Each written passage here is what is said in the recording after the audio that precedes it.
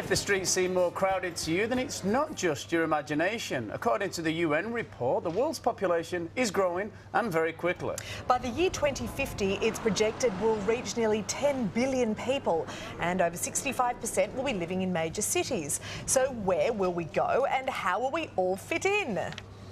For more, we're joined by Futurist Chris Riddell in Melbourne. Now, Helsinki, Finland has already started plans for an underground city. As the population grows, could something like this happen here?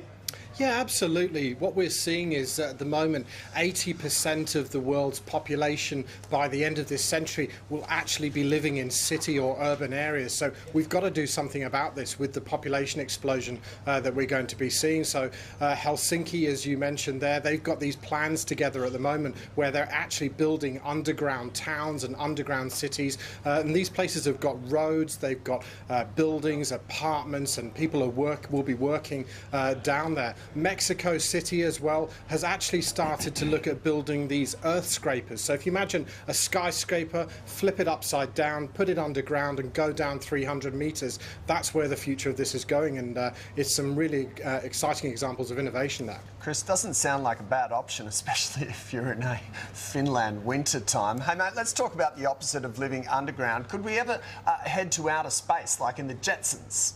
Yeah, look, I think we can. Richard Branson has recently, as we've all been seeing in the last couple of years, been putting space travel available to everyone, and the opportunities, if you can buy a ticket, you can go to outer space pretty much. We'll see the price of that come down. All it is now is around creating an artificial climate in a dome, for example, out in space, and then it's a very real prospect to be able to live, work and actually continue our lives up there.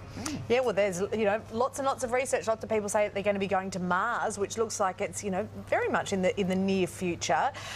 As the population increases, Chris, many cities are looking into vertical farming, which is a really interesting innovation. Talk us through that, how it works. Yeah, so if you think about this, for every calorie we consume, 10 calories of oil actually get consumed with that. That's just unsustainable going forwards, and in the next 10 years that's going to start to cause us some real problems. If we look at some of the examples of innovation that we're seeing in this space of vertical farming, imagine skyscrapers and domes and actually building out these artificial farms off the side of it. We're seeing that come to life now, and these actual farms can actually supply over 50,000 people per farm, so it's a great opportunity for us with our world ahead. Now, this is really interesting to me. An Associated Press article from the 1950s said future homes would be so automatic that they'd have push-button voice-operated devices. Are we far off seeing this happening? I mean, can we ever see like a completely smart home?